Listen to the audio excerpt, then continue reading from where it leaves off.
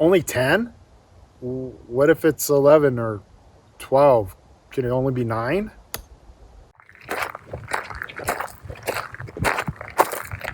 Okay, let's try this again with a little bit more logic. Hey, it's KJ, and today it's all about 10 backpacking essentials that you need to know before you go backpacking. Let's start off with our big three. Big three consist of your sleep system, your shelter, and your backpack. Everybody needs to start with a backpack. Find one that works for you. Go try them on. Go borrow somebody's. But find something that works for you within your budget and the weight that you want to carry and how big you want it to be. The second thing is your sleep system. And that comprises of a mat, some sort of closed cell foam pad, or an air mattress, and a sleeping bag. Your sleeping bag can be down or synthetic. Totally up to you, depending on the weight and the price that you want to pay for your sleep system.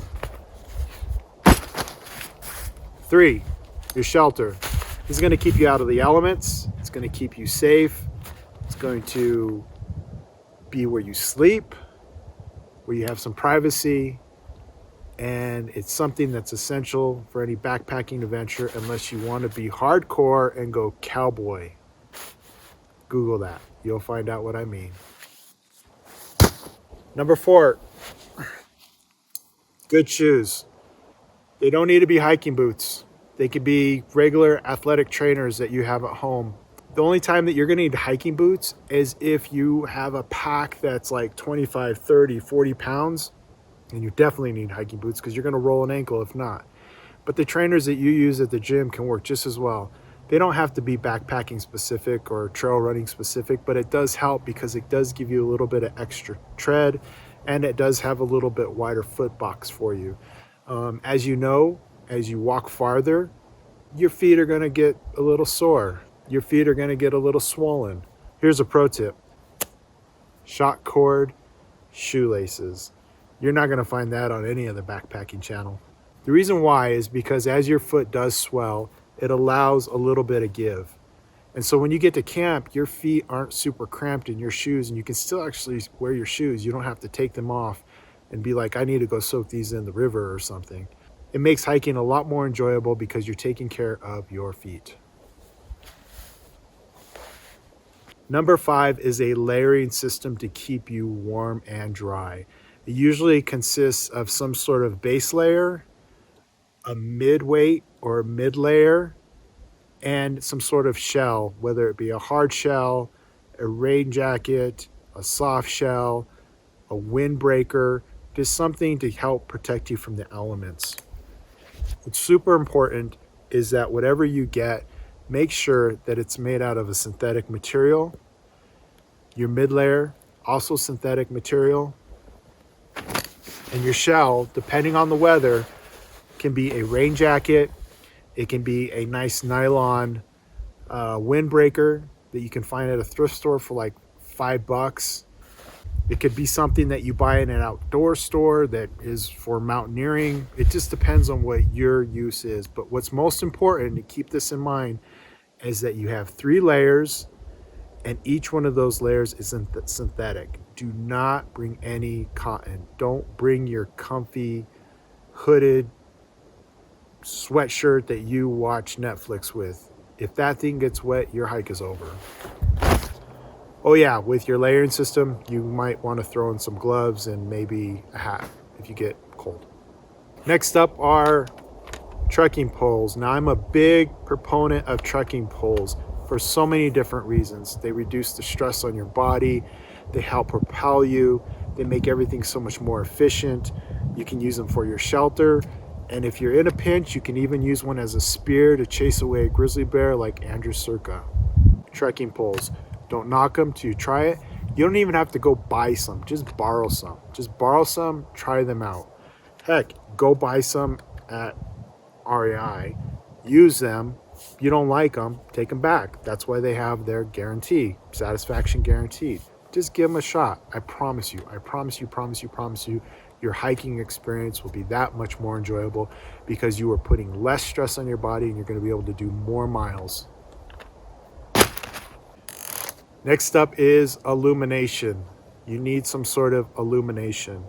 Now, you can say, hey, I just want to use my phone, which is good, but really you want to use your phone for other things. You might be using it for photos or to listen to music or whatever the case may be, but your light will drain your battery pretty darn quick. So what you want to do is have some sort of illumination. It could be a headlamp, it could be a flashlight, it could just be something that goes along in your kit to help you see in the dark. Only use the flashlight on your phone as like a last resort.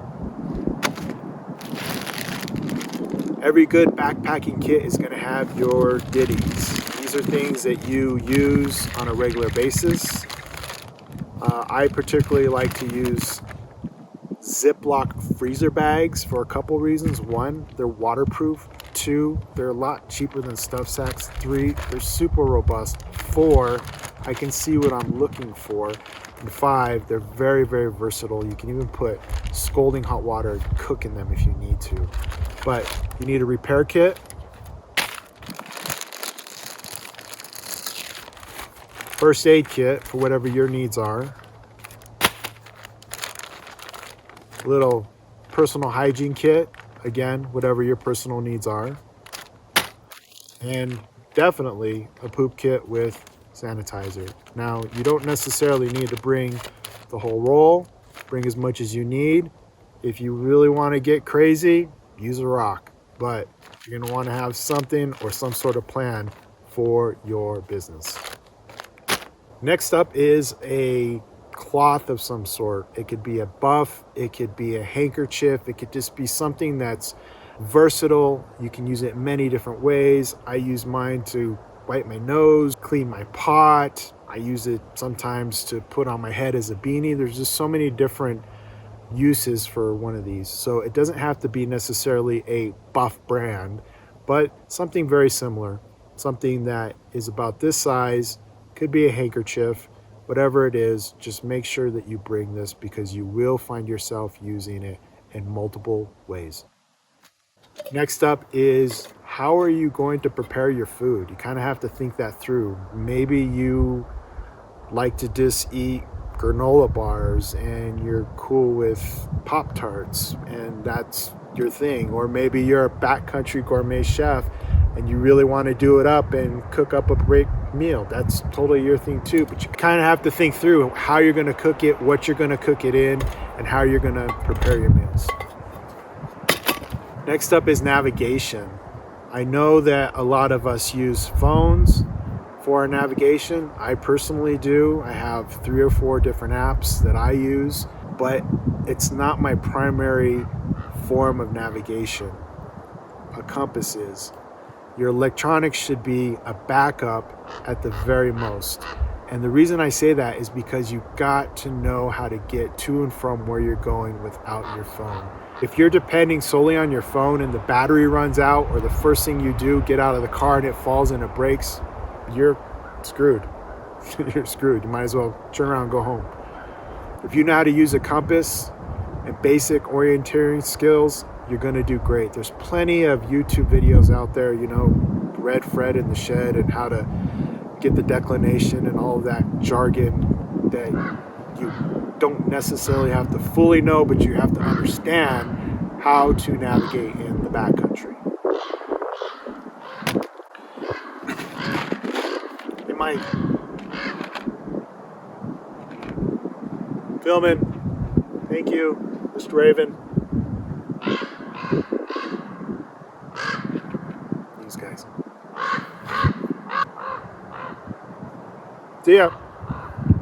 Am I at 10, 11? I lost count. Sorry. Bring a treat. I love hot tamales. Bring you a treat. Something that you're going to enjoy. Doesn't necessarily have to be food, but include that in your backpacking kit. That's not something that a lot of other backpacking channels will tell you. They'll tell you what you need to backpack and what the essentials are. I guess this was called the essentials, but to me, this is an essential. Candy is an essential. So bring a treat. And so the last one, number 10 or 11 or 12, whatever number we're at, I straight up stole from another YouTuber. His name is like Darwin on the Trail, I think is his last name. He's got like 280 subscribers, something like that. But he says it really eloquently. He says, embrace the suck. Embrace the suck. Things are going to go wrong when you go backpacking. I hate to burst your bubble, but they are. Your mat's going to go flat. Your neighbor's going to snore. You're going to be sleeping on a hill. It's going to rain on you. Not everything's going to be idyllic and insta-worthy. It's going to be tough sometimes, but you have to really just embrace it. Do it with a smile. Say, hey, this is part of the experience of being in the backcountry. I get to experience all of this with a smile, even if things aren't going the way that you want them to go. So come out with a positive attitude and embrace the suck. Or as I like to say it, is do it with a smile and say thank you. Hey, I know I didn't mention food or water, but if there is something that you thought that I missed that's super important, that's an essential in a backpacking kit, let me know in a comment below. I want to learn. I want to grow. I want to know. I want to know why you bring something. Not just what you bring, but like why you bring that particular thing. If you notice, like I don't bring a trowel. I use my walking stick. You use what you want to use. But leave me a comment below and let me know.